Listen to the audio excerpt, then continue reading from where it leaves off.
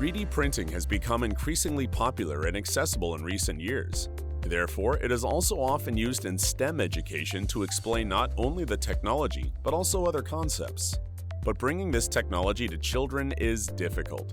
Setting up a print and waiting for it to finish does little to teach children about the impact of all those different abstract inputs such as temperature, flow rate, and speed.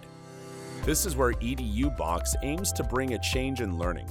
EDU Box is an open-source tool designed by industrial design students. This tool helps children interactively learn how to understand different settings of the printer. You can easily download the manual and files and build the box completely by yourself or order the parts from us. With just laser-cutted MDF plates, 4 3D printed corners, 3D printed sliders and buttons, nuts and bolts, 1 Arduino Mega, 1 Raspberry Pi 4, potentiometers and buttons, small electronics. Then connect the box with a USB cable to your printer to start playing with it right away. Everything you do is sent live to the printer and you see the effect immediately.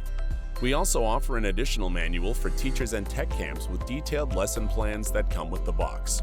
You can also find additional add-ons, new buttons, or projects on our open source platform.